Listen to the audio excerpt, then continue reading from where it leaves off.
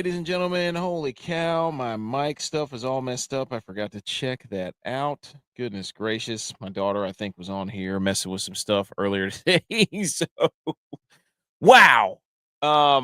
If my mic's a little loud, please let me know. But here's the deal.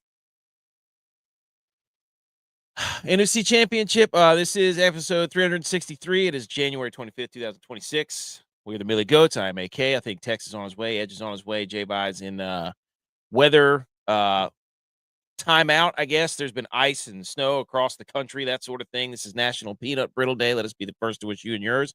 If we're here, you know Tiger Stripes Media is here. Holy smokes. Look.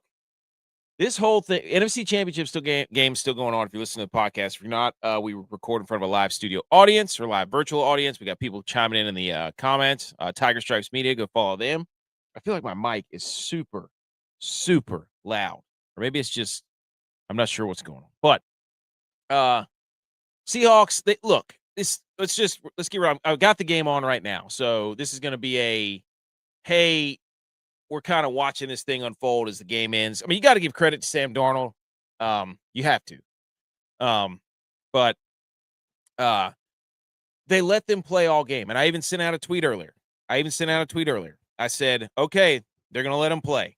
And then I dotted it and I said, until the very end, I bet you there's going to be a penalty that's going to be thrown that's going to wipe everything out. And of course there was a holding on Durant, I think, number 14 for the Rams.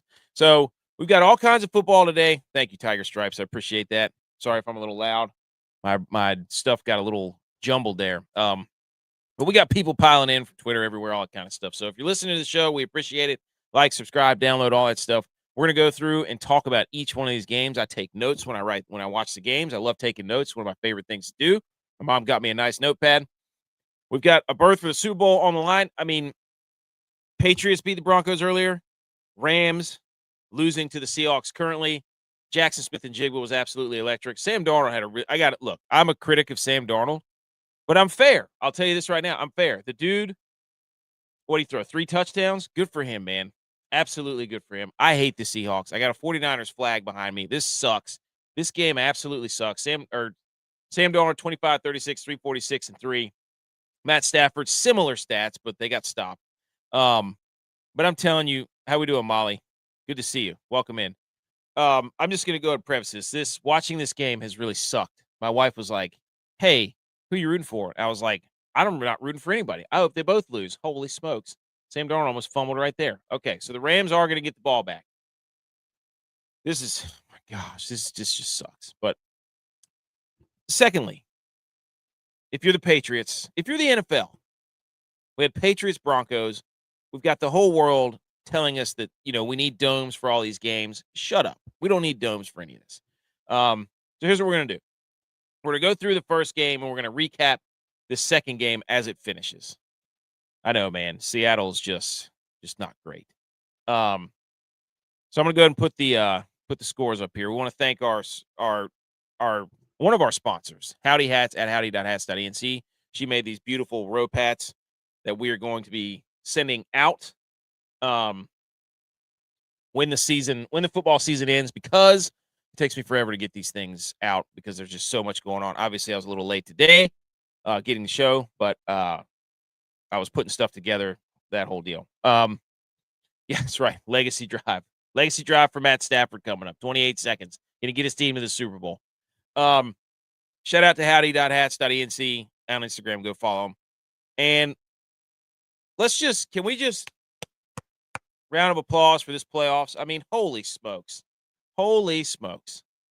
In the fourth quarter of the 2025 postseason, we have had 5 fourth-quarter comebacks, tied for the most all-time. We've had 6 games with winning points scored in the final 3 minutes of the fourth quarter or overtime. So it's just been absolutely incredible to watch these playoffs unfold. I mean, even right now, we got the Rams and Seahawks going at it. We got the Rams and the Seahawks going at it. And it's going to, they got 10 seconds left. So it's pretty much a done deal here. But still, we're going to get a drive for, Matt Stafford's hurt. Of course he is. Edge is here. Edge, how we doing? Can't hear you. He's loaded up. He's in winter mode.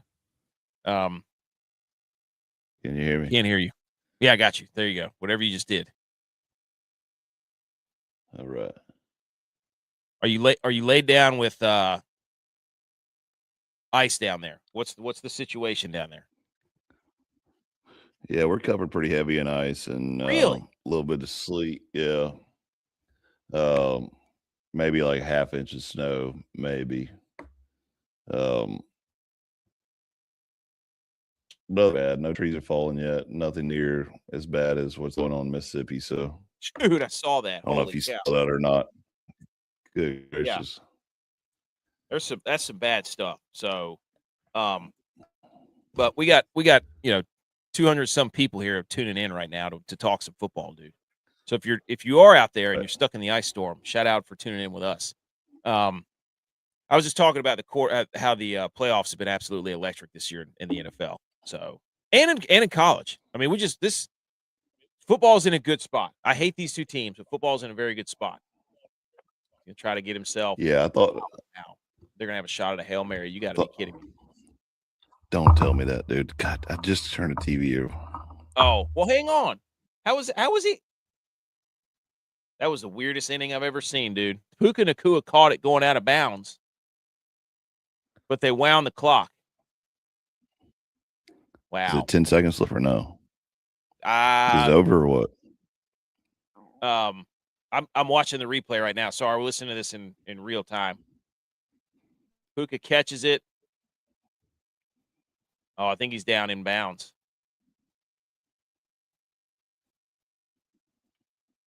Ooh, that's tough. That's close. Woo! They've been trying. I thought we were gonna have a shot at a Hail Mary there. They're calling game over, 31-27. What a game! Damn it, dude! I wanted the Rams to go. I did too. I hate the Seahawks so bad. Of course you do, because they spanked the Niners. Well, no, I hate him because Sam Darnold's got a super team, and all he's got to do is freaking just turn around and hand the ball off. Dude, he's an elite quarterback. What are you talking about? Yeah, he's an elite quarterback. Yep. He's so elite. Yep. Mm-hmm. Yep. All right. So I was just talking about the playoffs. God, this sucks. There you go. Hey, there you go. Tiger Stripe says they got ice and snow and it's cold in South Carolina. Oh, yeah. That's right. Yeah, buddy. Go Tigers. Okay. Here we go. AFC Championship, ladies and gentlemen. Mike and Mike in the Super Bowl. There you go, Jay Bones. Sean and Sean got beat. Not a good day to be a Sean. We got Mike and Mike. Shout out Golick and Greeny. Maybe they should reunite to do a Super Bowl roast show at the playoffs or in the Super Bowl. I have no interest in watching the Super Bowl. We've already seen this Super Bowl. Wasn't this the Pete Carroll didn't run the ball. Oh, Matt Stafford's hurt, guys. Pete Carroll didn't run the ball. Threw the ball. How hurt is he, first of all? Like, if you're going to speak on it. Is it his back or something? Man. He's holding his. It's because he's 40 years old. Gosh, if McVay would have just kicked the field goal, it would have been fine. So, dang. Well, that game's over. I don't really want to watch that anymore. I have no desire. Actually, you know what? We'll keep the post game in case something funny happens. But we start in Denver. Patriots go into Denver. They beat the Broncos 10-7 in what was a game that most people said, "Hey, we don't want to see football played in this weather." There's a whole bunch of people on the internet that say they want football played in a dome. They think football is not as pure whenever it's played in these conditions, and you don't get to see the best of each team and all this stuff. And I'm sitting here thinking, I will tell you this right now. When I watched that Patriots and Broncos game, I said probably at least a dozen times, look how hard it's snowing. You can't see the field. Within minutes. Within minutes. I mean, like, I swear, dude, like, the grass was green. I got up, got a beer, came back, sat down on the chair, and it was snowing. I was like, what just happened? Like, that's moving in right there quickly. It was ridiculous. And then there was a whole debate going on the internet that they put those fake lines on the screen and everybody got mad. And I agree. I don't know where you stand on the superimposed digital lines on there. Yeah, well, it's It sucks because the field was, covered in snow, so like it couldn't blend in better. Like usually on grass or turf, it blends in a little bit better and you don't see it. But when it was all covered in snow, it was real pixelated. And then it got caught up in the guys' jerseys and it just looked awkward. It looked like they were sticking the game in the microwave. So yeah, I'm not a fan of it. But then they did it for like 2 plays and they're like, all right, yeah, this looks terrible. So they went back to it's Well, they snowing. probably Good luck to your lines and call the guys with the backpacks, if you want to see where you're at. yeah, they had the snow blower or the blower packs out there. Like that was that was awesome. That was the best part of the game, in my opinion. They if I'm sure they probably have somebody on their team that's like, hey, check the internet real quick and see what the vibe is about these fake lines that we put on. And the guy comes back and is like, or the girl is like, you got to take them off. We got to get rid of those immediately. This is a fail. This is a fail. They're killing us on Twitter. They're killing us on Instagram. They're killing us everywhere. We can't have these lines. Get them out. Just get them off. So, well, we got. You're right. It was a crazy amount of missed field goals. LeBron's here. How about LeBron? Yeah, nobody could kick. I mean, oh, I think we forget that we're, blessed with having Mr. Automatic J-Vi on the show and like how it's, it's assumed assumption that, once a kicker comes out on the field, he's just going to bang on through. We're moving on to the next play. But dude, when it's back to back to back to back missed field goals, you're like, what are we doing here? I mean, I felt like I was watching Clemson play again like 2 years ago before we got a good kicker, and you knew the game was going to come down to, like, I was looking at the scoring drives and I'm like, is that it? There was 17 points. There was a touchdown, a field goal, and a touchdown. So it was just funny. So we got people. We got GG's in here. He says, how you guys doing today? We're doing great. We hate the Seahawks. B. McCormick's here. You know that he's here. Happy with your coach, B. McCormick. B. McCormick, Mike McCarthy. Little Mac in there. Did it just for Aaron Rodgers last year? GG says, happy Seahawks win. No, dude. No. Forget the Seahawks, dude.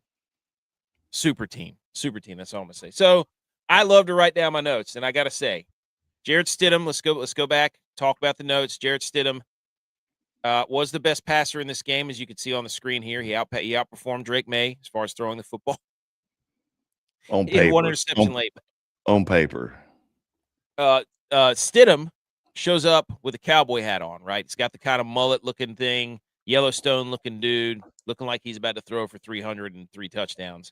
Not the case. The first quarter, Broncos go 3 and out. They're a little sputtery on offense, as understandably. Then Hufanga drops a pick on the next play, or the ensuing New England drive. Shout out to the punter in the first half for the Broncos, because he made their job on offense as far as the Patriots go absolutely miserable, because he was pinning them deep all first half long. Then we had a huge bomb in the first quarter from Stidham to Mims. New England tried to disguise their coverage. They had one of the safeties facing inward, and they just left Mims out there on an island with Gonzalez, which is usually good for them. And he absolutely, Stidham, this was before an absolute blizzard, dropped an absolute dime to him. And then they had the Sutton touchdown. New England was averaging 1 yard a play in the first quarter. So they were just getting killed by the field position battle. But it was crazy because it all switched. New England just plotted their way down. Second quarter, Denver goes for it. Now, this is where it changed, right? If you're Sean Payton, do you remember this? They went for it on 4th and 1 in the Patriots red zone. Yeah. They don't get it. Yep. They could have kicked the field goal. They run some stupid little bootleg, almost as bad as the 49ers use check option nonsense against the Seahawks. And they go for it on 4th down. Denver doesn't get it. Sean Payton doesn't take the points whenever you get them. And then it's 7-0. And that's kind of where everything changed, because that's pretty much the last success the Denver Broncos had on offense, pretty much. And then we had in the second quarter, 3 minutes left, Jarrett Stidham had the intentional grounding backwards pass debacle. So the second quarter, they started just collapsing on themselves. Backwards pass, fumble. Yeah, where he kind of chest passed it, and then they were like, "We're not gonna," I don't know if they reviewed it or what they did, but he threw it and kind of chest passed it, but it actually did travel backwards. Like they say it got tipped, but it still was. I don't know. It was very weird. He got hit so hard going backwards that the ball, people forgot where he actually threw the football from. So, and then New England recovers that, which they should have probably just gotten the scoop and score, but they didn't. And then May does the quarterback draw, scores his first rushing touchdown. And then they both missed field goals. They were trading blows. Both missed. And so that's where we're at. We're at 7-7 going to halftime of that game. James Brown had Uggs on at the halftime show, dude. That was a ridiculous halftime broadcast session where they were all wearing like turtlenecks and stuff. It was hilarious. Turtlenecks and beanies. Yeah, turtlenecks, beanies, like not like little turtlenecks, like the ones that they look like cervical collars. Yeah, straight up and rolled over back down. Mm-hmm. Yeah, I mean, it looked like they, I don't know, it was ridiculous. So I want to turn this game off so bad because I hate the Seahawks so much. And they're about to play in your stadium for a Super Bowl. God, I hate the Seahawks. I hate them. Drake effect snow hit Denver in the second half. Drake effect snow. Then dude, that's exactly what I was about to say. Third quarter starts after we see that Mr. JB with his Uggs on, Turtleneck City. We get a snow game, surprise snow game. I didn't even look at the weather. I had no idea. And then I'm turning on the ball and I just keep telling everybody, look at this, snowing like crazy. Drake May, his legs, absolutely ridiculous. Let's go ahead and say it, call it like it is. They were design quarterback runs. They were runs whenever there was man coverage. Like he was using his legs exactly when he needed to use them. We had a controversial 4th down and 1 quarterback sneak. In the third quarter. I don't know if you remember that. No. Okay. It's one of those tush push situations. They never reviewed it. We never saw anything about it. I think they ended up challenging it. But I said whenever he did it that he never made the line to game. But the hell do I know? So they get that. Otherwise, it would have been a turnover on downs, and that's when they kicked the field goal. So wait, they didn't show it on replay or nothing? They did a couple times, but I just remember being like, that didn't look like a first down. No offense to BMO and Drake and all the Patriots. Don't get mad at me. My eyeball said, I don't think he got that first down. So it was another one of those Bills things. Like that same thing happened in the Bills game was it last year in the AFC Championship game? Where Josh Allen's half his body's over the line. They're like, nope, ball can't be there. This one, Drake May didn't even get to the line. And they're like, yep, first down. Way to go with consistency, NFL. Yeah. Drake May did throw an absolute dime to Mac Hollins on a corner route with like 2 minutes to go. That was legit. And in the third quarter, New England had 13 minutes of time of possession. Like New England went on in the third quarter, New England got the ball and went on a 16-play, like 10-minute drive to open the quarter. Yeah. And they just started running the football down Denver's throat. Denver had the ball for less than 2 minutes and only ran 4 plays in the third quarter. And then in the fourth quarter, we had Jarrett Stidham. He threw that interception trying to go down the field. Gonzalez intercepted it. And then to seal the game, we had the bootleg by Drake May beating the defender to the first down marker, and that pretty much sealed the deal. So ballsy call there. It was. And I can't look at Sam Darnold's face right now. I'm sorry. It's the elite quarterback, dude. This is killing me. It's I'm sitting there trying to look. I'm looking for something that's content that I can just be like, okay, what's going on? Did something funny happen? Like we got this guy with his armband on, his red armband over his suit with his white gloves. I don't know what he's doing. Like the Stanley Cup's freaking coming out there.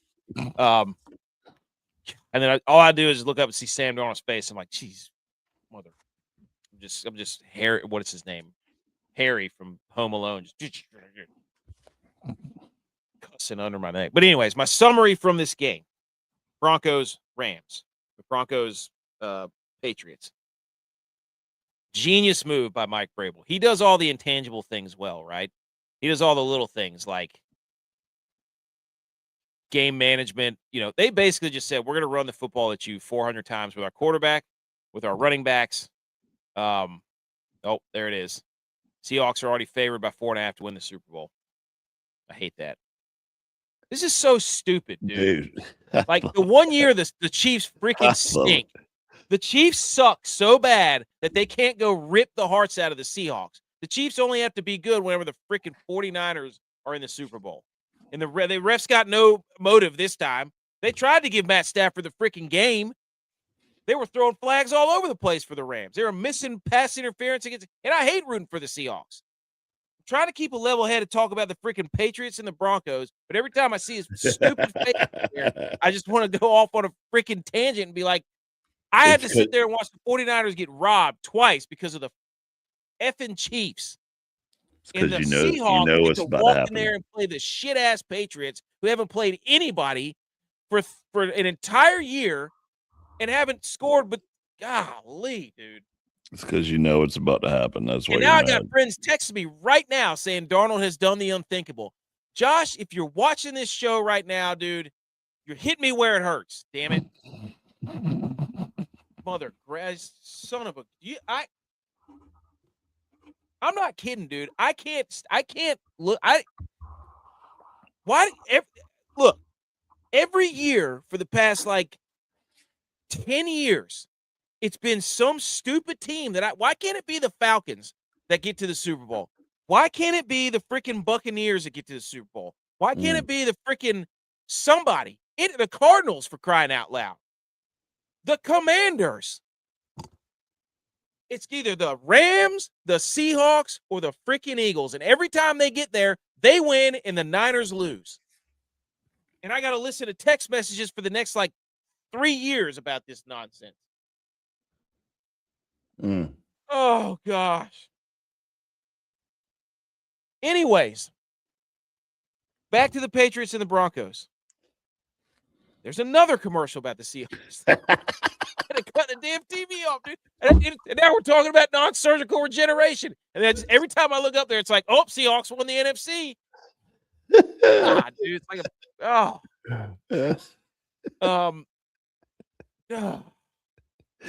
Oh man, let him cook. Shout out to the Patriots because they wore all whites. And people might think, why'd they do that? We hate the all whites. Stinks.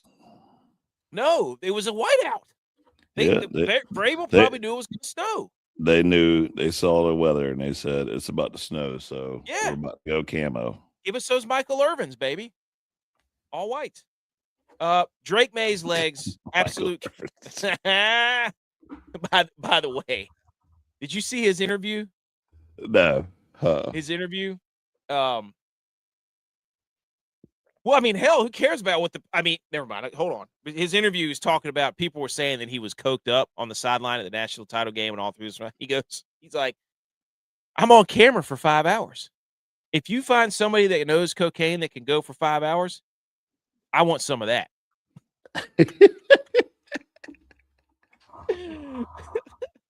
I was like, man, that's a good answer. That'll shut him up. That'll shut him up, buddy. He forgot about the time we went to the bathroom at halftime. Dude, I'm telling you. There's no way. So Drake May was dynamic with his legs. I mean, listen, Drake, dude, the Patriots are going to have to play. They're going to have to play the Chargers, who are top 5 defense. Then they beat the Texans, who are top 5 defense. They just beat the Broncos, who are top 5 defense. Now they get the Seahawks, who are top 5 defense. Damn it, I'm not going to bet against the Patriots. They keep beating all of them. Yeah. They're beating all of them. So, goodness gracious. Jessica's here. How's it going, Jessica? Sorry, every time we try to talk about I look up. Oh, there it is again, NFC champs. Let's go ahead. I'm sorry. So, without betting for your heart and how much you despise the Seahawks for the Super Bowl, are you picking the Patriots just because you despise the Seahawks? Or do you think the Seahawks has a better chance to beat the Patriots right now?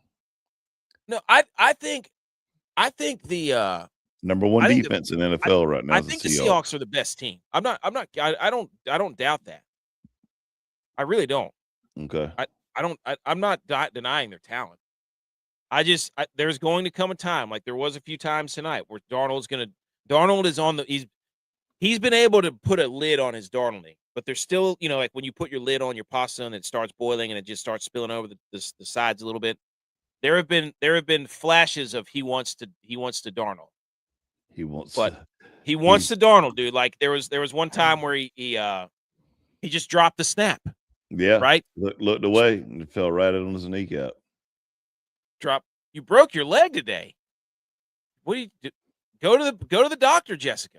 Don't talk to us. We're glad you're here. You can listen to me complain about the damn Seahawks. Might be why they're listening, because they're getting their leg wrapped right now because they were playing in the snow and ice. Happening. Hey, Tex probably broke his back. That's why he ain't on right now. He's over there. He did the old. I wanted to send him the meme where Cousin Eddie from Christmas Vacations, mule kicked him in the face. Guy went cross. Mule kicked him in the face again. Eyes went uncrossed. I don't know. He's over there resetting his back with he's gonna be sore, but he's not gonna be able to move. Friday, KC says, can't believe the Panthers let Darnold walk. I know, one, because he's an elite quarterback, and two, they also let Baker Mayfield walk out of that facility. Like, the Panthers are complete shambles and a bunch of idiots, and that's what happens when you let an owner get too invested with his heart and not his brain. Yeah. Oh yeah. There's a slew of players that has been in and out of that facility, and they're like, what are you doing? Are you purposely trying to fail even worse than what you're doing? And for what reason? I just think he was making moves just to make moves. I swear. So I swear that's what it was. Ninja's here. He was here last night too with me and J Bones going over the Saturday night pick'em show. What's up, Ninja? Welcome back, my friend. At least we don't have Stroud, dude. Oh my gosh, what a debacle. So Peyton blew it. This is my notes. This is my summary of this game. Peyton blew it because he didn't kick that field goal. That was take the points there, man. Take the points. You're about to go up 2 possessions. Like, he's going to get hammered for that. He's 1-3 in the AFC the championship games now. It was. I don't really think Stidham played that bad. The Broncos defense was really good. The Patriots defense was really good. I'm wondering though, if Bo Nix was there, would the outcome be different? Because that's a good question. I feel like if Bo Nix was in there and put up better numbers than what Stidham did today, I feel like we would be talking about the Broncos and the Seahawks right now, not the Patriots. Yeah, I think it's unfortunate that the Broncos, that happened to them. But at the same time, though, Bo Nix does what Bo Nix does. True. Like, he might come out there and just shit the bed too. But I will say though that Bo Nix, he is really money in the fourth quarter. Like, for whatever reason, the dude has won a lot of games this year in the fourth quarter. But he has 3 quarters shit the bed. Yeah. And puts you in a scenario where you're screwed in the fourth quarter. He's just trying to make it at least a 3-point game. Yeah. Patriots were gifted their only TD. Yeah, I mean, because Jarrett Stidham did the 2-hand chest pass backwards. I mean, that was like they basically, because I mean, they weren't doing diddly poo. I mean, Drake May has not played that great in the playoffs. Let's just go ahead and call it what it is. I mean, granted, he's played basically the 4 best defenses in a row, but he just has not been that good. But I'll give him this: the dude made plays when he needed to make plays. He ran. I mean, he made plays with his legs. And then there were 2 bad calls that people are going to be yelling about all day tomorrow. They're going to be yelling about all day today, whenever you're listening to this. The backward pass and that first down spot. But I mean, you got 60 minutes to make a play. It's not going to come down to 2 plays. So what also happened is there was a 21-minute possession, or I don't know how I think the Patriots had the ball for 21 minutes in the second half. They ran the ball 30 times. Yeah, they beat the first, second, and fifth ranked defenses so far. So I mean, the Seahawks are coming there. The Patriots don't give a rip about that, dude. Who cares? And then they played in 2 straight snow games. So, I mean, come on now. The New England defense, let's give credit to them. They've only given up 28 points this playoffs. That's crazy. So, What else do you have about this game? I don't. It's Nothing. if you're Patriots, this is stupid, dude. Like, I mean, it was a lot of missed field goals. It shouldn't have come down to that.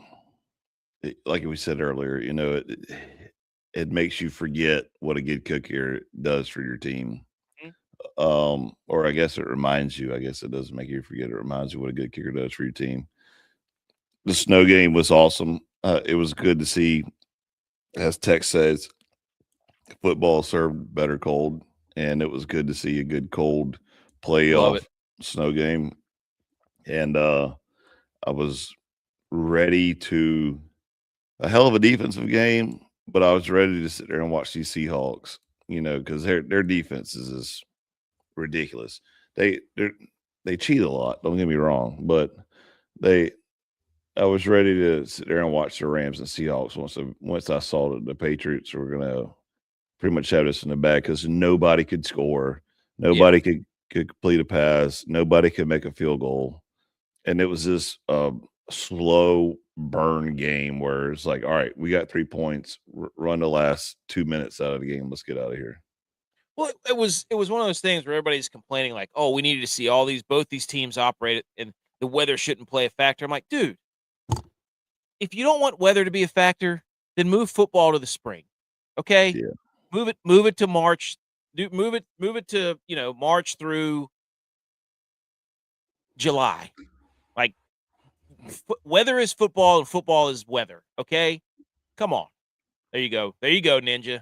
Grab one. Get you one. Go get you one.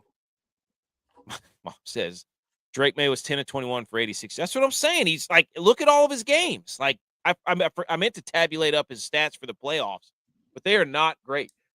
They're not. So their defense, like, that's who has to get the credit. Demo says he's not a weather quarterback, so not a weather quarterback.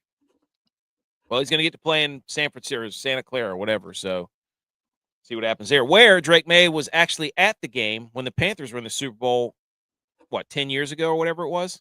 So he was actually watching the game there. When he was 13 years old. Yeah, when the Panthers played in it. So, but it's congrats to the Patriots. I thought, like, it just – can we get some other teams that don't suck in the AFC, please? Okay? I mean, come on. Like, it's a joke. It's the Chiefs or the Patriots for the last 15 years. Like, somebody else, we had what was it? One that was the Bengals that made it. I mean, for crying out loud, man. Like, can we get somebody else in the Super Bowl in the AFC, for goodness sakes? Like, come on, guys.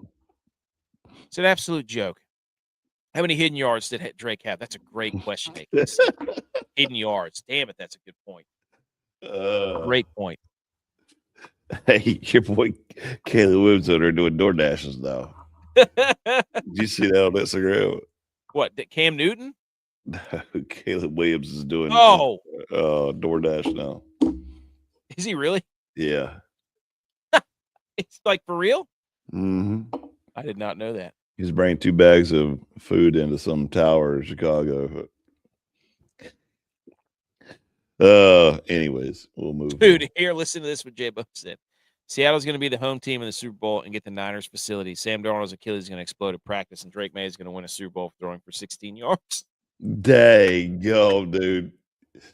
Dude, there's so many knives in that statement right now. It's like, well, J-Bo is an Eagles fan. So I know he's not a Seahawks guy either. I know he's not, but that's a great, like, what are they going to do in the Super Bowl this year? Well, all this junk's been coming out the last month. You think those guys are going to want to go play at the practice facility over there where the Niners are? Yeah, no joke. I bet you they won't. They'll find a college campus. I would go rent a soccer field and be like, this is what we're going to do. I'm telling you, rent a rec league soccer field. All right, let's move to we kind of talk about the Rams-Seahawks game. Seahawks win.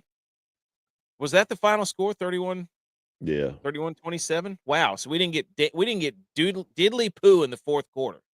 All that firework, all that firepower to get nothing in the fourth quarter. You see where the only thing that good happened, and I think it was the fourth quarter, is how J-Va usually bets if there's going to be at least 1 yard by Matt Stafford. Matt Stafford with 1 yard rushing. Matt Stafford's out there looking like Caleb Williams in the fourth quarter. That old buddy's running down the sideline.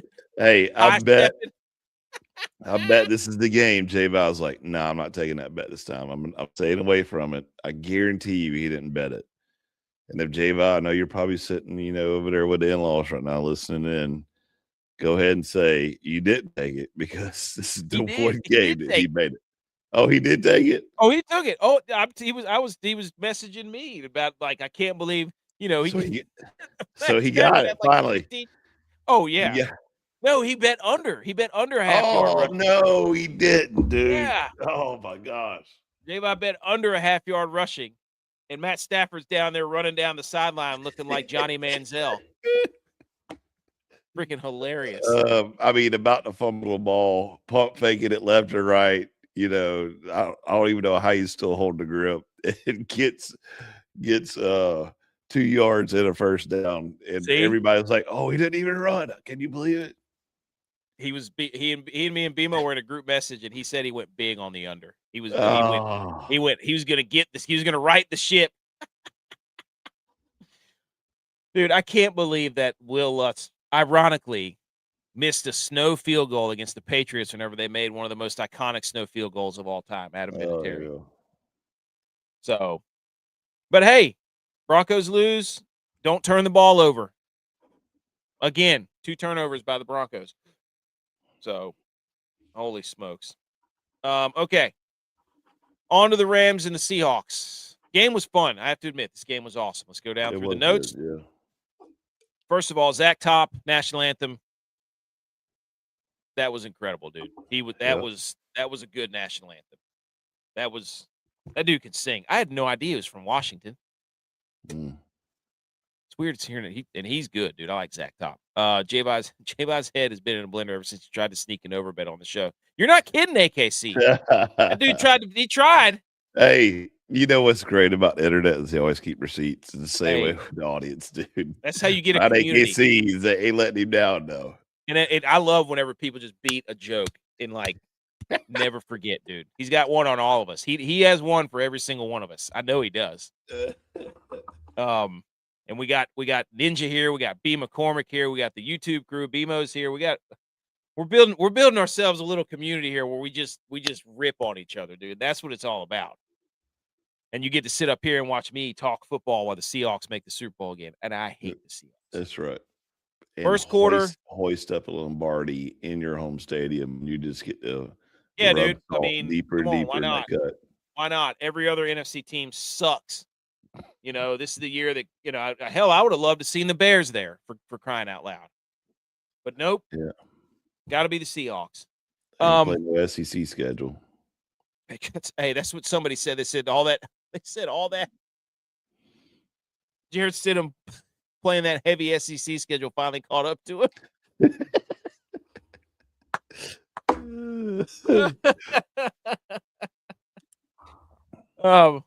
Okay. Hold on. There was another good one there.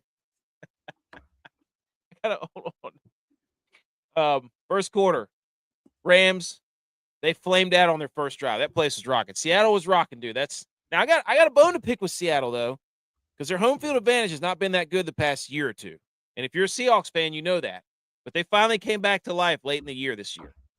And that place was rocking. And then we get Rashid Shaheed.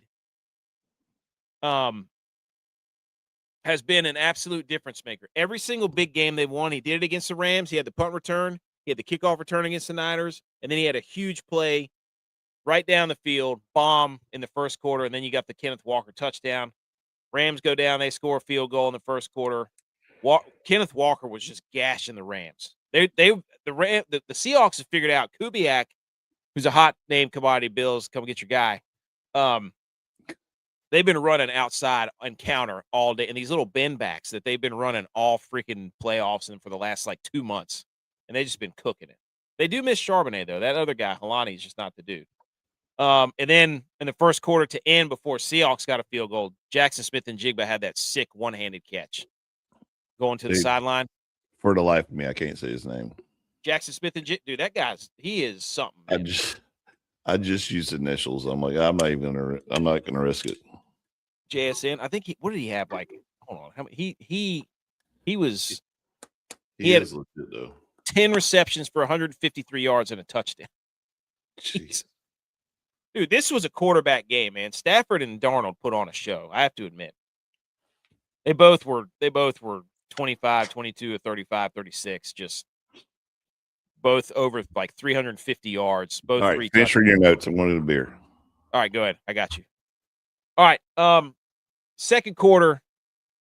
This is when I sent out they're letting them play tweet. And I was like, okay, because they missed an offensive pass interference that was on in the end zone. I think that was on Seattle. They didn't call it. I'm like, okay, this is great, man. I'm a football guy. Let them play, baby. Let them play. Let's go. And then they missed a face mask in the second quarter on a sack before the Rams had another field goal to get it 10-6. So Matt Stafford got sacked, and they didn't call that face mask on the Seahawks. People forget that was in the second quarter now, so we're 10-6. That was definitely a face mask, by the way. Right? I mean, so, dude, okay, hey, we're letting them play.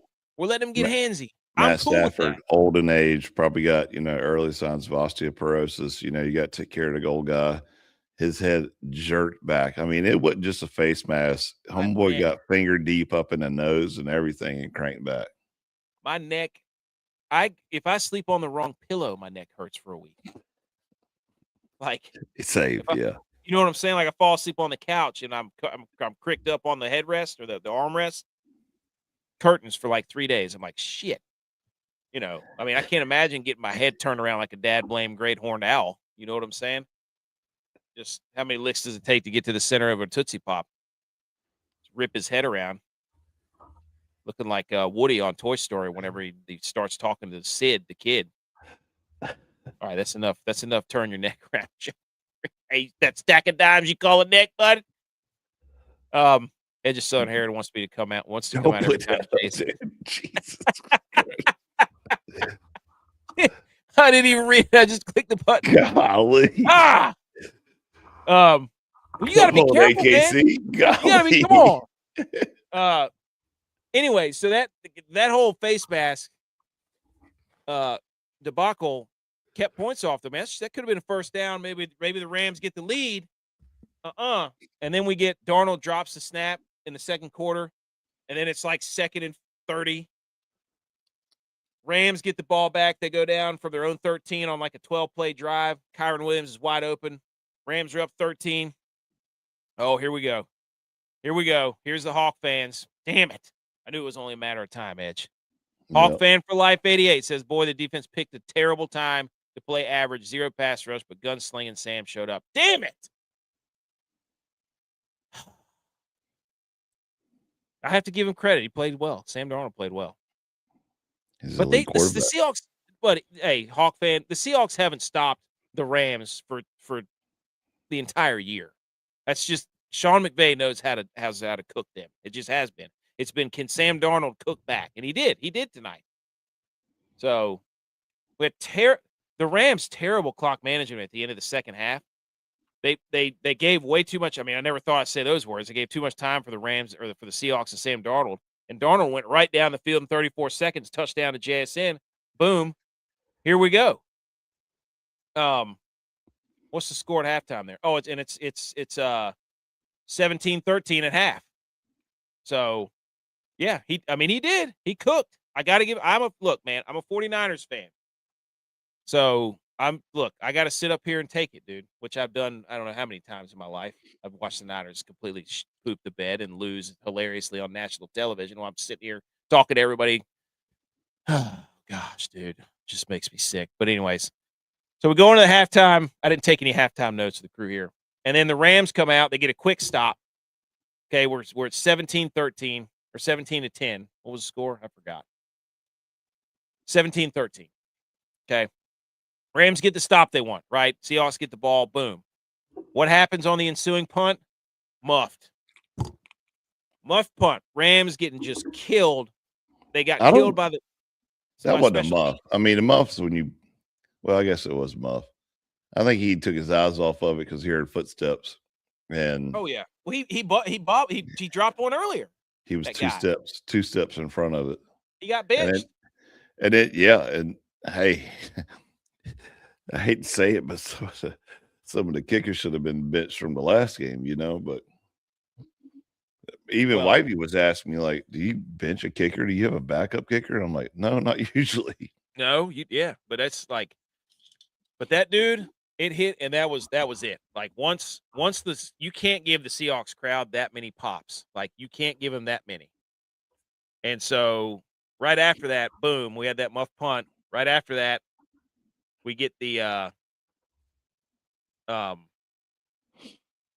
touchdown to Jake Bobo. That was a good throw by Darnold too. That was a really good throw. Oh yeah. He said, I remember. He was here last week. Looks like the 49ers are looking into the EMF thing. Talked about it last week. We were just saying, I mean, are the Seahawks and the Patriots going to want to practice on those practice fields? I mean, I wouldn't. So then this is where it got fun. The third quarter is where it got fun, dude. Like, Stafford was just dealing in the third quarter. So was Darnold. He had that throw to Parkinson. He had the touchdown to Adams. The throw before the touchdown was an absolute dime by Matt Stafford. And then Tariq Woolen got that unsportsmanlike penalty on third down with 2 minutes to play in the third quarter, and then they threw the touchdown to Puka. Got smoked right after that. I mean, that's karma. Yeah, he went out there and was taunting the whole sideline for the Rams. Hey, but shout out to the coaches though. Be like, okay, you want to come talk shit? We're about to burn that ass right now. Yep. Like that's a good play call. I like it. Because at that point it was 31-20. Yeah. And that was a third down, like a long third down. Like they had just stopped him, like it was about to be over in the third quarter. And Woolen goes down the sideline running his mouth. And then the very next play, there's Puka Nacua, boom. And that was the last touchdown with 2 minutes in the third. 2 minutes left in the third. That's all we got.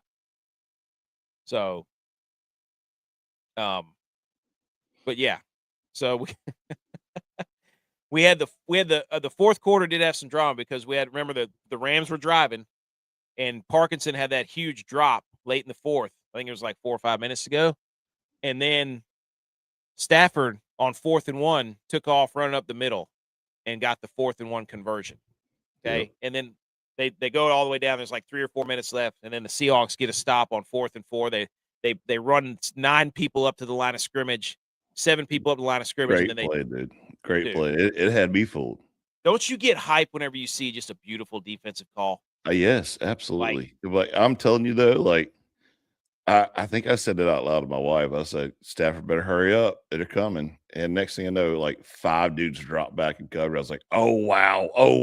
Like they had 9 in coverage. Dude, 9. they were glued to everybody. And I was like, there was not a soul open. Mm-mm. So that was a great call by McDonald. I mean, McVay knew it. Like he knew something was up. But yeah, because he ran down there too. I think he wanted to call timeout, and he's like, I trust Stafford. He should have called it. I mean, that was a legacy drive for Stafford. I mean, I hear all the time, oh, don't give him the ball back. Don't let him go down the MVP. Yeah, MVP. I mean, hey, I know the MVP's over, but I mean, Drake May, he went out there and won the game. Yeah. Matt Stafford did not. That's all I'm saying. Is Stafford done after this? No, absolutely not. You don't think he's retiring? No. I mean, they said they talked to him earlier, and he's like, I feel like I got a lot of football left, but dude, Mac Hollins is just a weird if I'm him, I'm hanging him up, dude. Are you? Yeah, back surgery. What didn't he have elbow surgery too? I'm pretty sure he had like 3 serious surgeries. I know one of them was a back surgery. The other one was like an elbow or hand, and then something like on the foot or leg. And I was like, dude, enjoy the couch after this. No, now your wife's done with her podcast, so you don't have all that noise in the background. He could probably go do TV too. Oh, I'm sure he would. Yeah, those big old fake white teeth he's got, and he's from Georgia. Yeah, he and Rex Ryan have to have the same dentist or orthodontist because their teeth look exactly alike. Is it going to be a battle between him and Kirk Cousins? Who's doing TV first? I think they're going to sign it. I think they're going to sign it rivaling networks. You know what they're going to do? They're going to start a podcast together, just like Fitz and No. Witt did. Oh yeah, yeah, yep. So the Seahawks win. That's what we got. 31-27. Man, that sucked. I was actually rooting for the Rams for whatever reason. I don't know why. It's just because I hate the Seahawks so much. But what a game. The Rams almost had 500 yards of offense, dude. Whoa. You've been told Matthew Stafford is your doppelganger and Clayton Kershaw. I should have way better arm than I do. Just what a game. That was a fun game to end it on. So that was the last football game for a couple of weeks, dude. That sucks. Yeah. That sucks. So what else you got on these games? I'm done talking about these games. We've recapped them I got a couple more notes here from the Broncos game. This guy, this referee, shout out to you, Broncos ref, that showed up in a fur ref stripe fur coat. Like, shout out to you. Somebody said, Kyle Clark on Twitter, can any NFL insiders or super fans ID the swaggy guy who came out with an officiating crew with wearing a fur ref coat? So we got old buddy in Denver just absolutely. I mean, look at this, dude. He's got the NFL hat on. He's got the gloves on. He's got the vertical white and black fur coat stripe. Like, if you can't see this on the podcast, look up swaggy referee at the AFC Championship. I mean, obviously he wasn't on the field. He wasn't on a sideline judge or nothing. He was just. What if that's just some dude who just was like, he just put on a fur ref coat and was like, I'm just going to carry around this 3-ring binder that has nothing in it, and put on some DeWalt working gloves. Just get a badge like, hey, I'm a ref. You know, are you cool? Got this made up credential, this lanyard. What lanyard has 2 clips on it? Come on now. Everybody knows a lanyard has 1 clip, buddy. You're not fooling anybody. So that is a jacket, though, pal. Good for him. Beaver Court says the zebra onesie. What do we do after the Super Bowl? Hey, we talk more sports. We come up with stupid games and lists. We got a new segment. Olympics. You got the Olympics coming up. Olympics. You got golf. We love golf. Yep. Hockey. Well, for some. Hockey's dead for me already because the Rangers suck. Oh, and the UFL, dude. We got the UFL. It's so March hard Madness? to get behind it. It's hard to get behind the UFL right now, dude. I know. But you want to laugh? My team, the Defenders, picked them last year before the season started. They lost in the UFL championship. Of course they did, right? It's whatever team you pick, I'm going against, because I know that. I feel like you can get access to a lot of stuff. You just wear an NFL Shield hat. Yeah. I mean, who's going to stop this guy? Yeah. I might be him for Halloween. Here's the first half comparison for Drake May. Drake May was 7 of 14, 41 passing yards in the first half. Not great. Jarrett Stidham tripled him up, actually. So, shout out to the Patriots defense. Pass yards allowed 102. Opponent third down conversions 4 of 14. Sacks 3, takeaways 2. They have 8 takeaways this postseason. This is the real story. Like, everybody wants to give credit to Drake May and all this stuff. I'm telling you right now, the defense is the story for the Patriots. I would 100% agree with that. Now I want to say one other hot take too. I love it. Let's go. They always compare the Seahawks defense, whatever they call them. I think it's the dark side now. Yeah. To the Legion of Boom. It is night and day difference. You cannot compare it. It's like comparing somebody in today's NBA to Michael Jordan. You can't do it. Yeah. Because in the Legion of Boom, you could bring the pain. You could decleat somebody. You could launch at them. You could you were scared to purposely go over the hit middle. them. Like, you were throwing those dig absolutely. routes. Absolutely. You were throwing those dig routes. Like yeah. Cam Chancellor would take your face off. This defense is good. Seattle's defense is really good. Like, they play solid defense, and rarely do they make mistakes and get caught with it. They're their safeties and their corners love to hold, and they love to, knock a receiver off a route. And they're waiting on flags to be thrown, and the refs somehow or another keep flags in their pocket. But it is not at all the Legion of Boom. No, I like that. That's a good take. It's just shout out to the Patriots defense. That's the real story going. They're aggressive too, man. Like, who have they? Let's see. Kind of want to look up. They haven't given up many points. Like that's crazy. They're in the Super Bowl. If you're a Bills fan, you have got to be sick. Right? Like, oh yeah. Like if you're a Bills fan, this is the worst day. It's the worst day of your life.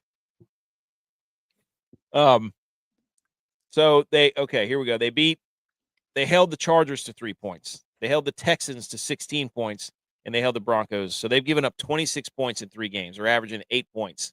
This Seahawks offense is a little different. So, they haven't played very good offenses. The Chargers offense is terrible. The Texans offense is awful. The Broncos have Jarrett Stidham. So whatever. I don't know. But good for them. Shout out the defense. Robert Kraft's 32 seasons owning the Patriots. The team has won a league-leading 11 conference championships, and he has done so with 3 different quarterback and coach combinations. Still 4 teams that have never made it to a Super Bowl. So Boston, I saw another stat that Boston sports teams have been to like 8 championships across all major sports in like the last 10 years or something. Yeah, they got it going on.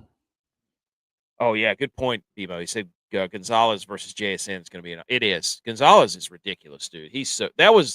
Earlier we had Pat Surtain and Christian Gonzalez going at it, and those are 2 of the best corners in the league. Dude, the Seahawks, man. Can't believe it. Luckiest Super Bowl run ever. Maybe. They just keep winning though. I don't know how. Every time my team gets in this, it's like anyways. Your team can't make it because we're not going to make it about the Niners. They lost last. Yeah, they are. They're right. Drake May is the first player in NFL postseason history to be sacked 5 times in 3 different games in a single postseason. Damn. Get rid of the ball, dude. Here's the problem with the Patriots going to the Super Bowl against Seattle. I don't think the Patriots wide receivers are nearly the reason the Rams give the Seahawks such a bad time is because they have Devontae Adams and Puka Nacua. Yeah, obviously. Yeah. You got 2 best receivers in the league. The Patriots don't have that caliber of receiver, so that's going to be a problem for the Patriots. So the Patriots have averaged 18 points per game this postseason, the fewest by any team to make the Super Bowl since the 1979 Rams, who averaged 15. Oh, wow. Yeah. How about this? 5 schools have produced a U.S. president and Super Bowl winning quarterback combination. Delaware has Joe Biden and Joe Flacco. Miami of Ohio has, I don't know who Harrison is, and Big Ben. Michigan has Ford and Brady. Stanford has Hoover and Elway and Plunkett. Navy has Carter and Staubach. And if Drake May wins this year, UNC will be the 6th team that has a Super Bowl winning quarterback and a president. James K. Polk and Drake May. How about that? Pineville, South Carolina. Shout out Kendall Baker. Or North Carolina, sorry. Pineville, North Carolina. They're going to have to move their left side of the line to the right one and get a new left tackle. Yeah, it's going to be. Yeah, B. McCormick, I agree. The Pats, this little running game that they're trying to establish now. But I mean, hey, they got the ball in the 3rd quarter, and they ran it right down Denver's throat. And I watched them do the same damn thing to the Texans. They ran it down their throat. They just did. I didn't think they could do it. They did it to the Chargers. They have done it to the top, 3 of the top 5 defenses. So he said James K. Polk was an underrated president. That's a comment I did not expect to hear. Shout out Stephon Diggs, dude. He watched confetti fall at Arrowhead Stadium, vowed that he would be back. He just had to get it off the Bills to do it. He had to go to another AFC East. Like if you're the Bills in the AFC East, you've got to be sick. You got to be sick. So I just Super Bowl LX. I don't know what the hell what number that is. 61? 60. Super Bowl 60? Yes. That's 60? Yeah, L is 50, X is 10. There you go. Will be the 6th that Chris Collinsworth has called as a broadcaster and the 5th Super Bowl that he will call involving the Patriots. NFL rigged. We should have known. We should have known as a betting favorite that Chris Collinsworth, when he calls Super Bowls, 5 out of the 6 times, the Patriots make. Or the Chiefs. Well, I mean, 5 out of the 6 times he's gotten the Patriots. We should have known. B. McCormick, AKC. Rigged. We should have known. Okay. If they only score 10 points against Seattle, they'll lose the Super Bowl. Yeah. Seattle's going to be able to score now. Seattle's going to be able to score. Okay. Anything else on these playoffs and anything else? Because let's salute some other news. Just quick news around the league. And I got some college football stuff too. Everybody shh.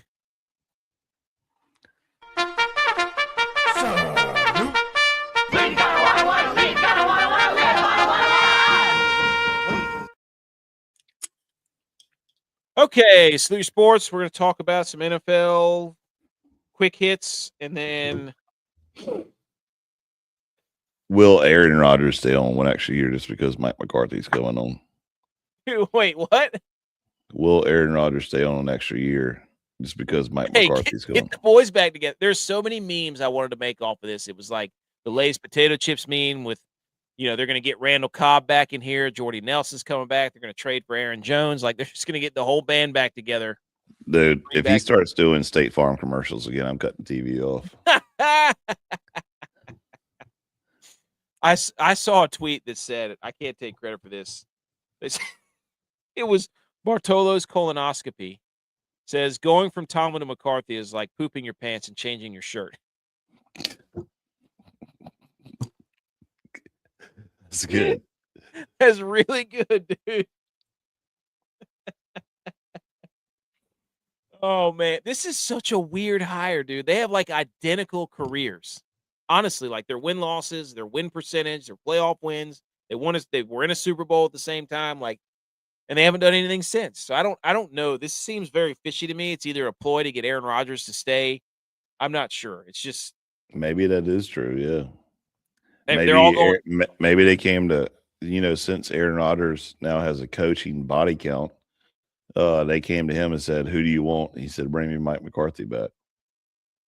Yeah, I bet to try to get him to come back because they have no plan at quarterback. They're drafting too late to even draft a quarterback. Yeah. Did anyone catch the Gatorade colors during the game? I did not. Were there Gatorade colors?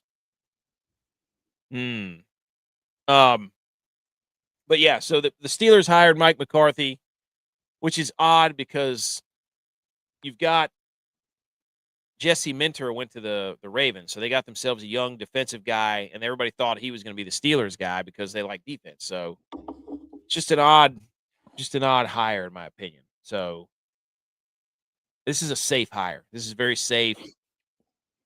But he's not going to be there. Is it safe? I mean, I don't I think it's safe because again, he's going to keep him relevant everywhere he goes. He makes the playoffs. Safe for what, the next 2 years, and then they're bringing somebody else in during the next coaching carousel. What was his contract, a 4-year buyout or what? I don't know. I just think that this is going to be a very brief tenure, honestly. Yeah, I agree with that. Which is odd for the Steelers. You don't see him do stuff. I think they panicked. I don't know. But he's from Pittsburgh apparently, so that's, but he's not going to be there 20 years. Hell, he'll be 90, won't he? No, yeah, that's what I'm saying. I give him 2 years. And maybe they just hired him because they were like, "Hey, this round of coaches suck. We got they called, Maru, and Maru said, "Hey, I'm happy at Utah State." So yep, best offensive line coach in the country. Let's go ahead and take McCarthy now. We'll give him 2 years, and then Maru will be ready to come take over. Yep. The Ravens hired Jesse Minter. Giants hired John Harbaugh. Falcons Kevin Stefanski. Dolphins Jeff Hafley. Titans Robert Saleh. So in an age where offense is king, we have got the Ravens going defense, the Giants going a special teams guy, The Dolphins going a defensive guy, and the Titans going a defensive guy. We have, I guess, Mike McCarthy and Stefanski are the only offensive guys, 2 out of the 6. Go ahead. I'm sorry. Well, I guess you could say Vrabel and McDonald are defensive guys, right? Yeah. Right? Is the NFL changing? Are we going back to defense? Is that hot? Is that hot? Maybe. I mean, it's about time defense wins championships. So it's playing in the championship. Yeah. I'm sitting here thinking we had McVay, look, Shanahan. Look at the Super Bowl right now. 2 best defensives are playing in the championship. So yeah. Dude, if you're in the coaching carousel and the Giants call you, are you answering that call? Yes. No way. Yeah. Not at all. I don't like their GM. I don't like what's his face. I wouldn't like New York, period. I mean, the media and the fans, and it's cold. Like, no, I'd be like, they have a lot of pieces though. They got Scatterboo, they got a good left tackle, they got pass rushers. They got Scatterboo's not gonna be there long. Well, just all the top defense has been in the playoffs. This is a good exercise because in the NFC we had Shanahan, McVay, and Ben Johnson, and the defensive guy made it, McDonald. In the AFC we had McDermott, who's a defensive guy, Vrabel, who's a defensive guy, Peyton, who's an offensive guy, and D'Amico Ryans, who's a defensive guy. So defense is back, dude. Love it. That's what I'm looking right here. Bring the bounty back, too. Let's go. Okay. Also, the Browns, what are you doing? The Cleveland Browns are reportedly a data-driven operation that are requiring head coaching candidates to complete questionnaires, a multi-part essay, a personality test, and an additional homework for Tom Pelissero. Mike McDaniel and Minner both withdrew for consideration. Buddy. So would I, though. So would I. Hey, dude. First of all, I would look at it like this. Okay, it's the Browns. It's the same conversation we just said about the Giants. Like, I'm probably not going to answer that call because, you're in and out of that system. Second of all, you want me to do all this crap? No. Like, do homework? Yeah, my resume speaks for myself. Do you want me or not? Don't Excel sheet my football, dude. Dude, Tex is in here looking like Walter Goggins on his little goggles commercial. He's been sledding so hard. He's been sledding and out in the snow all day. He brought the goggles with him. Nice, AKC. Cam Scatterboot. Tex will answer this question for us. He's, by the way, shout out me too. Basketball coach of the year, 6-0. Our average margin of victory was by double digits minimum. We were mowing people down, dude. Kids loved it. We got trophies. Like there was nothing like it, dude. That was so much fun. There's nothing like getting a bunch of coaching kids and getting them to achieve something. It's incredible. Yeah. Thought we lost Tex in the ice storm. Good. Well, apparently his power just went out. But yeah, the Browns, if you don't Microsoft Excel my football, if I walk in there and you ask me to write an essay, like. And for what though? Like, you look at the Browns data, dude. It's downhill, man. Like, I need an essay from you telling me you're not going to make a stupid mistake like giving a quarterback that hasn't played in 3 years guaranteed money. Damn it. Yeah. Let's not pay 5 quarterbacks right now. How about that? How's that data going for you? So, get out of here. Tex, what do you think about the Browns making football coaches write essays and take questionnaires and do homework? Can't hear you. You're muted. Mike. Got your mic, dude. Maybe you should take the alien goggles off so you see what the hell you're doing. We got hundreds of people here with us right now. Come on. We can't hear them. Maybe they should go for football guys instead of computer guys. I love that take. I mean, what are we doing here? We playing computer football? Or are we playing real football? That's right. Are you playing? Is this a Madden tournament? Are we doing a Madden tournament here? We're stuck on Madden here. I mean, what are we doing? I don't know. I just look at this and I'm like, they don't want to win on the field. They want to win on paper. They're addicted to rankings. I bet they love looking at the PFF rankings. Yep, that's all they're going to do. They're going to be like, all right, PFF guy number 1, that's who we're going to try and get. And they're Is going to be their like, oh, this guy's good. They're going to do like Moneyball. They're going to be like, all right, this guy, he's not a wide receiver, but if we put him at center, think about the opportunities there. Are these guys the college Have you football seen playoff how fast committees? his hands move backwards whenever he runs? Have you Elite seen center. that co-pilot commercial where they're asking the guys, they're asking the computer to weed out who's the fastest? linebackers, Oh yeah. my! I want to come through the screen whenever I see that. Like if you set up AI and Chat GPT to tell me who's a better football player, you tell me with your eyes, dude. Come on, don't do that. Mhm. Watch the game. Like I'm sitting there watching that co-pilot commercial, and like, hey, weed out who does this and who does that. And I'm like, can you not just watch and see that? If a computer picks a guy, he's a narc. That guy's, come on. So, oh, good point, AKC. This guy looks like a guy who would love my path to the championship power rankings, which was a disaster. I am not a candidate for their job. They want rankings. Okay, here's Tex. What do you think about actually fill us in on your ice capades? How's the ice there? How's the snow? It's been since about 7:30 this morning. Been outside in the snow, the frozen tundra of Lexington, North Carolina. Mm-hmm. About 18 degrees all day today. Sleet, snow, freezing rain. True football weather. We've been out there. Football on my 4-wheeler. We've been out there football on the sleds. The Browns would hate it. The Browns would absolutely hate it. They need you to write an essay and tell you what you're going to do on the snow day. I mean, I would go as far to say, as Denver is no longer a snow football team. They got it taken. I mean, they got it taken. New England's the best snow team in the league right now. Yeah, I mean, they took it from Buffalo. But I love that. Like, everybody out there in that game, by the end of it, was like, you could just see it on their faces. They were like, "This is so much fun," but man, this is really cold.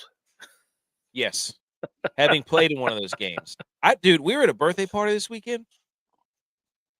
And it was like in this outdoor barn thing, so it wasn't insulated by any means, and the wind was whipping.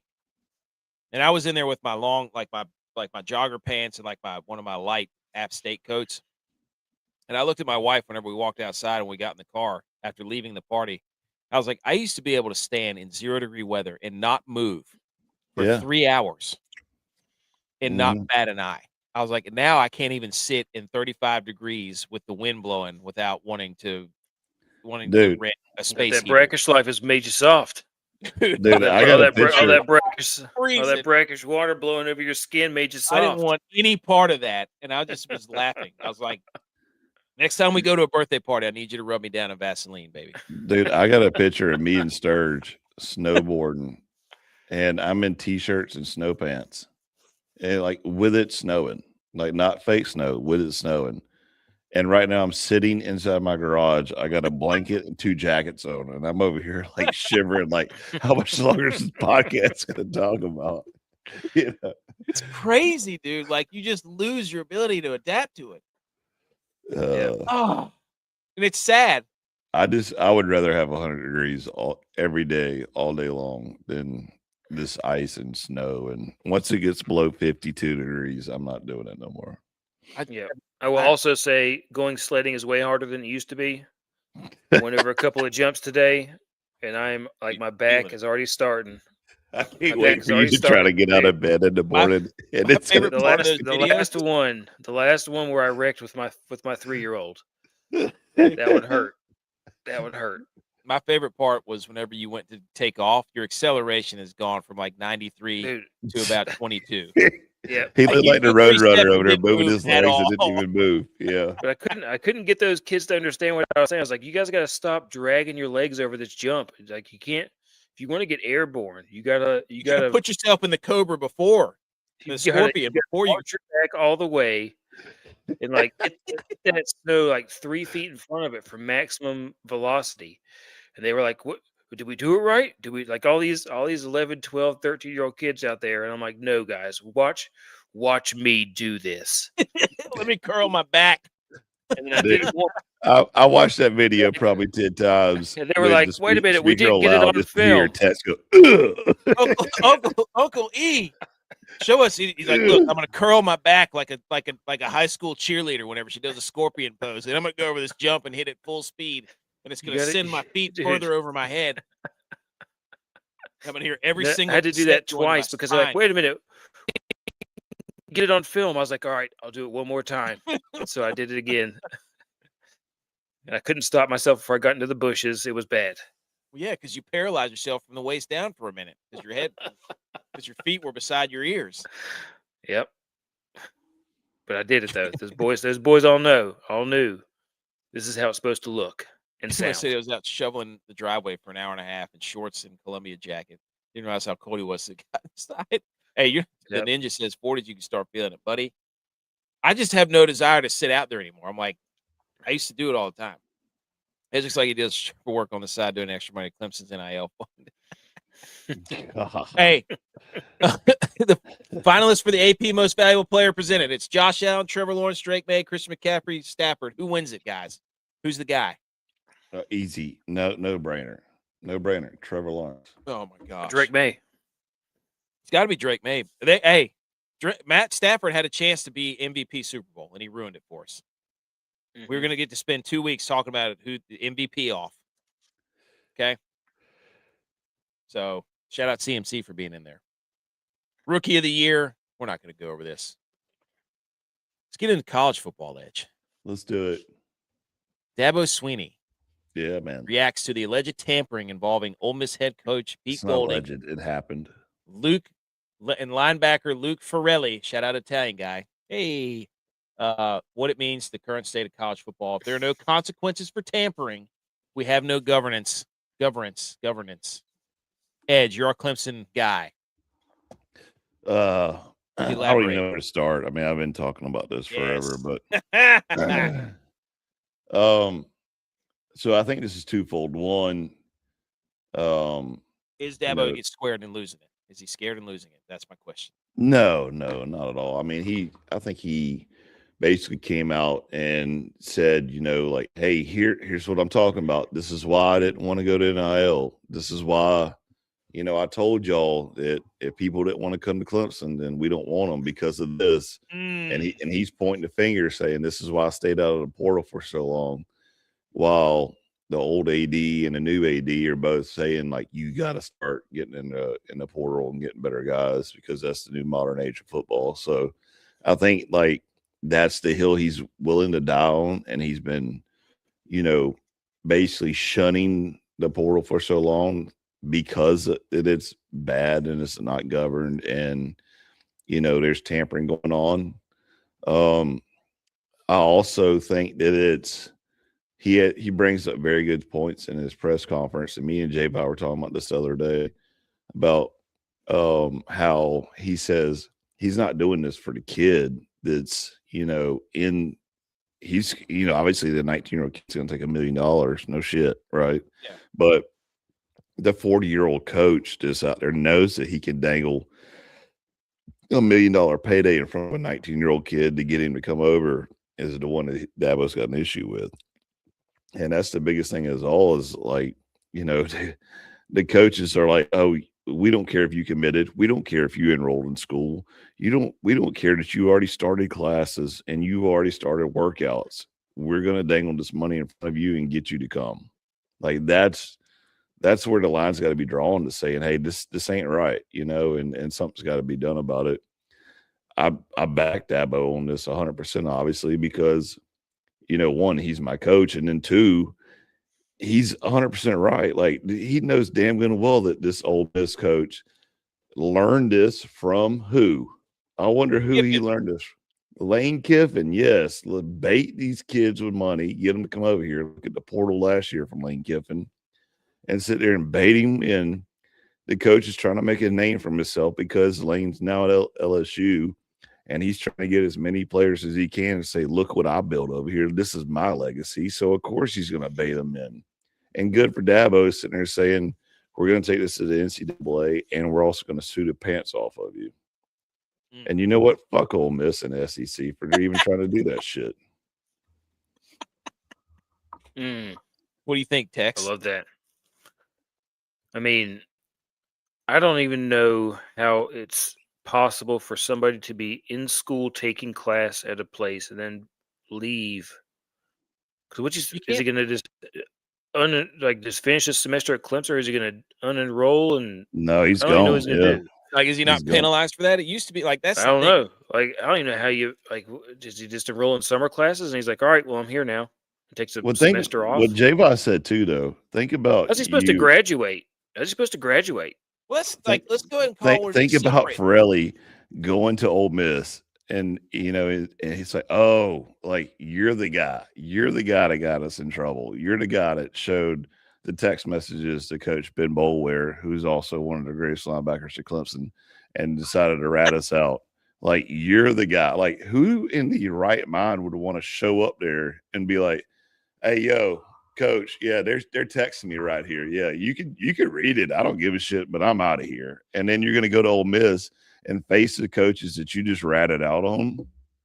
Like you're asking to get your helmet cracked in practice. The thing is like it's what Dabo I guess is saying, and the whole point of this is you shouldn't put that on an 18-year-old kid. They don't know anything.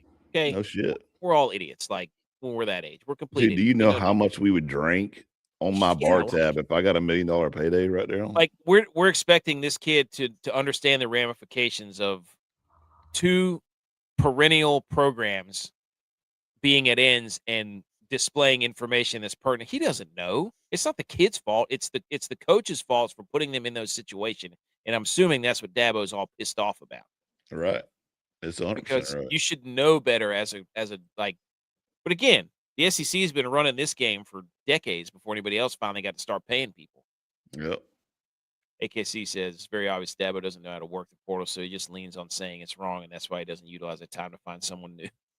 He's trying to easy. He's poking you right in the ribs, dude. Man's gonna have a statue in front of there. What are you talking about? This whole thing is just everybody just stands up there. I'm not saying that he doesn't know how to work the portal or does know how to work the portal. I mean, we got 6 or 7 guys from the portal this year, as most as we ever have since we started this whole NIL deal. All right. So I'm not saying he's finally figured it out or he hasn't. I'm just saying that this is what he's, forever. He took a hard stance saying, if you don't want to come to Clemson, don't come. We don't want you. And we're not going to transfer and all this shit. And then now this happened and he's finally got something to point his finger back at him. They kind of pretty much save his job in reality, saying, because there's a lot of people out there. There's a lot of people out there in the Clemson community and throughout college football saying Dabo can't keep up with modern times. It's time for somebody younger that can get it. You're right. I mean, look at Tony Elliott. Dabo trained him. Tony Elliott went to Virginia, got a lot of people in the portal and did very well this past year. So there's a lot of people sitting there saying, Dabo's great. He built a hell of a program. He got us where we are nationally, in every conversation of every year. But he doesn't have it anymore, so maybe get him somebody else. Now he's standing on top of the hill saying, see what I told you? See what cancer I told you this NIL is going to happen? This is why I didn't want to do it. This is why. And he's trying to save his job right now. Well, guess what? Everybody's doing that, it doesn't matter because Cignetti showed you how to do it. Get the dudes that have been playing for a while. Get the guys who are 26 years old and should have graduated 4 years ago. He was like, you guys can check these 18-year-olds who have no idea how the world works. I'm going to get the dudes who have been through it, and we're going to go win championships. So that's what they should be doing. Not how it works anymore. Get with the times, Dabo. Commercial jersey patches are officially headed to the NCAA. Which team and company makes the most sense together? All right. This is going to go south too. Like there needs to be Blue Chew all over the field. Boise State. Boise State and Blue Chew.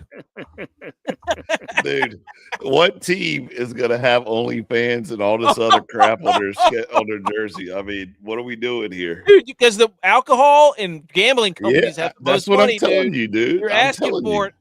You were asking for it. They opened that can of worms, and it's going to be bad. I mean, they think, oh, this is a great idea. This will generate until somebody's walking around out there. They have to blur out their patch because it's not family friendly on the TV. That's right. I mean, I saw somebody put up there that Ball State should be sponsored by Allstate. Just put the B in front of their logo. I mean, you're gonna have Marlboro and Grizzly Wintergreen, U.S. Tobacco Company on the back. Like, let's see how deep you want to go into this. There it Oh, is. speaking of Grizzly Wintergreen, Edge, got a story about a can of Grizzly Wintergreen. My son was out with a BB gun. Oh yeah, trying to shoot some squirrels and stuff, and he comes back in. He's got this can of Grizzly. My wife's like, "What is that?" And he's like, "It's BBs." So the kid he was out with had a Grizzly can for whatever, because his dad dips Grizzly, and they'd stuck all the BBs in the can of Grizzly. But we were worried that he was out there sneaking. What one of the best cover-ups he's ever said, as fast as he thought it. Yes, that's a great cover-up. It's just BBs, I promise. Well, how'd you get the can of dip? Oh, it's my friend's dad. Yeah, I've used that line 100 times. I promise you. Yeah, Oregon State and Buc-ee's. I got one. Colgate toothpaste, sponsor Colgate. Oh, you know what I'm saying? Let's go, dude. But would Camel Cigarettes sponsor Camel University? They would sponsor Wake Forest. Miami Coke. He said Miami and Coke. That's a good one. Oh man, yeah. Camel Cigarettes is RJR. That's right there in Winston-Salem. I know, but Camel University, you got the Camel already. You remember the old Joe Campbell back in the day? You're right. Oh man, we have got to sit down, and I'm going to sit down sometime this week, and that might be one of a segment that we just section off about 20 teams per, and we just try to find the best sponsor. So, it's incredible. So that's going to get out of hand. There's going to be something stupid. That's what I'm saying. How much money are you willing to take? It's going to look like Ricky Bobby with the Fig Newton. Like somebody's going to have a Fig Newton sticker on their damn visor. Dude, in 2 years from now, it's going to look like a NASCAR guy. Like, I mean, if I'm a player, why can't I be like, hey, I want to market my visor and my helmet? You know what I'm saying? I mean, look at the NASCAR guys. They got 17 sponsors on their thing, Hims and the U.S. Minute Man. See, let's go. It's been 10 minutes since we were talking about this, and it's already getting out of hand. Frosted Flakes, Tony the Tiger, and Clemson. Let's go. Not at all. Tiger on there. Not at all. Let's go. Ohio State's going to hire Arthur Smith from the Steelers. He's the offensive coordinator. And then James Yoder, said his dad is the founder of FedEx and is worth $10 billion. This is the ultimate NIL funding deal. Arthur Smith, his dad, founder of FedEx, going to be dumping all kinds of money into Ohio State, just like Indiana has Mark Cuban. Now, Ohio State has their Mark Cuban. Texas Tech's got the old guy. This is what's going to come down to. They're going to try to everybody's going to get their big old billionaires being like, hey, you know what? And then they can sit on the sidelines and treat it just like, pro teams are out. College football teams are in. Kenny Powers. That's what we need to do. Kenny Powers meme. What team was it that was sending people over to the Saudis? Somebody was sending people over to the Saudis. What? Yeah. There was a team a college football team that sent somebody over to the Saudis to try and get NIL money. That I have no what idea. Team was that? Let me look that up. That's where it starts getting real crazy. Live Golf? Yeah, Live 2.0. I'm just saying foreign investment. Jack State. There you go. Jack State, Gamecocks. How about KFC chicken? Or they also could be Blue Chew. Gamecocks. That's why UNC is trying to get him. They went to Carolina. There you go. See, it's good. I'm telling you, NFL pro teams are out. College football teams are in. All these billionaires are going to be doing that. Woo. Okay. Well, it was UNC. What? BMO? Come on, dude. Tampering overseas, BMO? What are you doing? Thought this was America. How Look at dare Bill. you? Look at Bill. He's watching Tom Brady and the Patriots succeed. He has to go over to Saudi and play live golf. Next, you're going to go to Venezuela and try to get their oil too. I mean, good Lord, BMO. Golly, Tar Heels. We should have seen it coming. There you go. Right? Guys, moving away from football. Let's just dip our toes into golf. Just because, not really a fan of the American Express tournament. I mean, because football's still going on. But Scottie Scheffler is an absolute freak of nature. Freak show. Yeah. He won again. It's his first tournament of the year. He's won like First 5 of his tournament. last 8 tournaments. First tournament, W. Oh my gosh, dude. It's ridiculous. 20 tour title wins, including 4 majors before the age of 30. Jack Nicklaus, Tiger Woods, Scottie Scheffler. 3 of the greatest. He's a legend.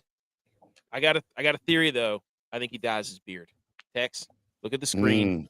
Look at this. Look at this hairline here, right where his beard starts from the sideburns. You know who else dyes their beard and refuses to admit it? Ryan Day. Kilgore. Oh, yeah. Kilgore, dude. I've asked him 100 times if he was sponsored by Just for Men Beard or something. And he's like, no, man, no. I was like, Kilgore, you're more gray than I am up high. And you're telling me you got that dark beard low. That ain't happening, dog. Like, I respect Scotty. But there's a clear, this is like whenever the ocean faded in a little bit. Faded in. Faded in. This is like, this is, Gulf of America. Meeting the Mississippi. Come on. We see right through you. There's nothing wrong with it. Nobody's saying anything. Hey. Second fewest starts to 20 wins. By the way, Tiger did it 96. Did you see what he said? Texas quite oddly awfully quiet during the beer dye segment. Nope. The carpet, the drapes, and the wallpaper all match. Dude, he's the second youngest player to reach 20 wins behind Tiger Woods. He surpassed $100 million in earnings. What movie was it that they Get Him to the Greek? They had the carpet, the shag carpet on the walls too. Yeah, the carpet walls and the drapes all match. Yep. What a freak Don't show. give him the Jeffrey. Don't give him the Jeffrey. There you go. So fewest career starts to reach 20 wins by 1960. Tiger Woods did it in 95. That's ridiculous. Like, that's insane. I mean, that's stupid. He did it 56 faster than Jack Nicklaus and then Arnold Palmer. Like, Scotty is legitimately one of the best golfers we've ever seen. Like, this is stupid. Yeah. Shout out this, Tex. There was a dude in the crowd following Scottie Scheffler around in a Darth Vader mask. Shut up. I always standing behind him too because he knew where the cameras are at. That's gotta be that's got to be one of his friends. It has to be. Dude, I said it was Lord Helmet because they're doing Spaceballs too. How do we know it's not Lord Helmet? Yeah. Darth Vader's out. Spaceballs is in, okay? That's Lord Helmet, buddy. Incredible. Scotty players he's lost to since July. He lost to 2. So within almost the last year, he's only lost to Spawn and Rose, Fleetwood, Henley, and Cantlay, Straka, Noren, Hideki. That's it. He's lost to 8 people in 6 months. There's only been 8 people that have scored better than him in 6 months. Damn. Is that not stupid? Smoking. Like, is he Tiger-esque, Tex? Is he Tiger adjacent? I think yeah, I mean, I don't know who else to compare him to nowadays. He's all the best golfers in their prime. He is. Edge, would you agree? Yeah, 100%. I mean, you just showed the stats, and stats don't lie.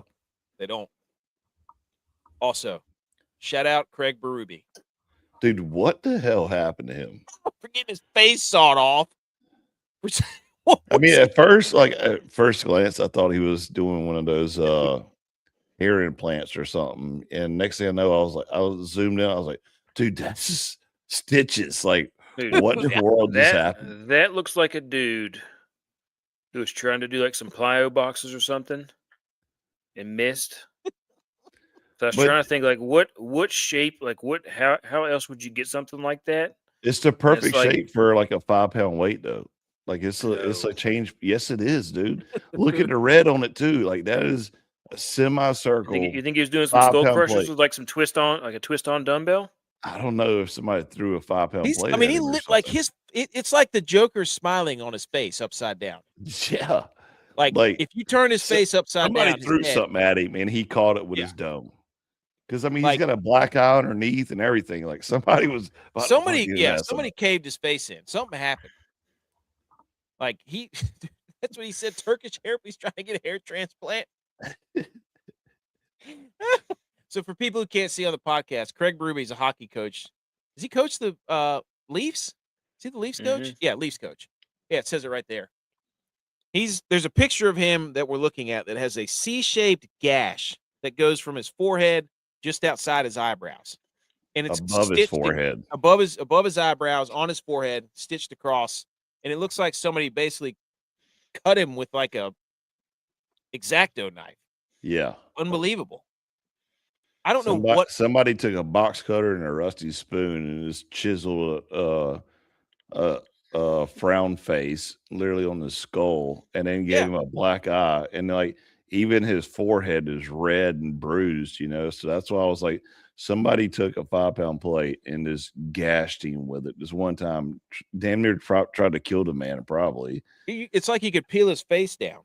Like and him being a hockey player was like, yeah, it'd be all right. I'll just stitch it up. Yeah, just put some glue on it. Send it. Incredible. I only have one more thing for, I think, what do we hang the banners? Yeah, I think it's hang the banners tonight. So I was going to hang the banner for something. You guys have any hang the banners or no? No, I got it.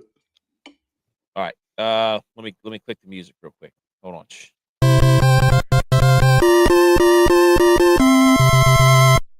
You did it! Congratulations! All right, hang the banners. Here we go. Brought to you by Fourth Quarter Performance. Promo code GHOST20. Go to fourthquarterperformance.com. Get your creatine, protein, BCAA, super greens. Still January. Still got time to get your body right. Okay. I hang the banners to this absolute freakazoid who climbed to the top of some skyscraper somewhere. What's his name? Alex Honnold. Did he make it? Yeah. Took him an hour and a half. I haven't seen it yet, so well, you just ruined it for me. But well, I mean, what do you want me to say? I mean, there's a picture of it, dude. I didn't know. What a psychopath. He like, I saw a picture of his house too. Like, he's got this whole climbing wall in his basement. It's crazy. Yeah. And But it's at a 40-degree angle inverted. So that's how nuts he is. He Can you climbed. imagine the grip strength of him? Well, what I found interesting is this little, I don't know who this guy is, Mukul Kumar. He said what makes him neurologically extraordinary is that his brain generates far less fear. When neuroscientists studied him using functional MRI, that means whenever they put you in a machine and study your brain whenever things are going on so it can see what's excitatory and what's inhibitory, what parts of your brain are hyperactive or non-active. And they found that his amygdala, which is our fear center, it's where our, like in the limbic system where we process emotions, basically, a remarkably low activation, even when exposed to scary images. So meaning this guy is unflappable. Like, he does not apparently feel fear. I don't know if he's got a small amygdala or if it doesn't act right, but for whatever reason, this guy just has. I can't help but think that Mama said that the reason alligators are angry is because of medulla oblongata and Yes, they ain't right. got no toothbrush. Every time you kept saying that, I was like, this is where he's going with it. But Water So boy. this guy, not a football guy. There is a football guy. dude, he would be a great football guy. Are you Yeah. kidding me? Oh yeah. Ice in his veins. Yeah. He said he's going back. He had no forehead wrinkles. Berube didn't. So it's because his forehead. Maybe that's what he was, dude. He had what he is had that? a forehead implant. No, that face surgery where it like lifts your my face up. gosh. I didn't see that. They blocked that field goal. Wow, I just saw that. Crazy. He said somebody skull crushed Berube's forehead. So almost 2,000 feet, stood up on top and took a selfie without any ropes. That made me puke almost. I didn't watch it. I just saw, and I was like, we have to talk about this because that's ridiculous. So, does anybody else have a hanging That's the banner? one thing that would freak me out. Like I think I could climb it and be fine. No ropes would probably be a little weird for me, but standing at the very top, dude, you're one wind gust away from eating pavement. Like to get all the way up there and be like, I did it, and then it's like a Yeah, bird. like you get all the way up, and like I would get all the way up, and I'd probably be on all fours. I wouldn't be able to stand up and celebrate like this because you get dizzy, wind blows, you're done. You did all that work for nothing. You guys got anything else? No. I can't find my social media slides, so I left it open last night. One last thing. Go ahead. Snow is dumb. To all these people that live up north, Unless it's a football game, ice and snow, dude, y'all can have it. Like I'm ready to go to Florida. I agree. Actually, I like it here whenever we get it because it's literally gone in like 3 days. I hope it is. Yeah, like for us, it's gone. Pretty sure it's stuck up here for the next couple weeks. Looking at the forecast. Tex, you got? Oh gosh, ninjas in the Northeast Ohio for crying out loud, dude. Good luck, dude. Yeah, you can have it, bro. Tex, you got anything else? Any final notes on the games or football in general before we go? No, I mean I'm really, really sad that we're down to our last football game. This is it. I'm excited about Olympic hockey coming up. Penguins are looking good. We're probably gonna be in the playoffs this year. Looking really good. So that's all I got. Olympics. We got Olympics too. Yep. We got Olympics. We got the waste management coming up in 4 baby. or 5 weeks. We got to get Hubs or Novak or we got one of the boys back on. We actually need to get Hubs because the Broncos lost and we need his thoughts. He's a Broncos fan. But I can tell you that I was sitting there on Saturday going, man, I really wish I had some football to watch. Yeah. And there was no football on Saturday. Hurts. Ninja's he's a Blue Jackets fan. Shout out Ninja. Blue Jackets, man. Yeah, they deserve a run. Can I say that? After what they had to go through, they deserve a run. They couldn't do it with Bobrovsky. Yeah, he had to leave. Yep. Back in the day. Bobrovsky a system goaltender though. I don't know. I love hockey. We should talk more hockey when we come. We should do hockey and golf whenever football's over. I love hockey. We're going to talk a lot about it because it's Olympics. Tex excited about the Patriots are in the Super Bowl, right? I'm actually pulling for the Seahawks because that would mean that the 49ers would be the third best team in the league, like we said the whole time at the start of the year. NFC West the Niners would be the third worst team. Third best team. Not true. It's true. It literally is true. No, it's not. Not true. So you don't have the facts to back that up right now. You want to come back with them? You can. Niners didn't play for the championship. Niners. They played for the one third seed. best team. What seed did the Cowboys play for? They were playing for the first overall. You know what? The Cowboys and Niners are playing at the exact same place this weekend.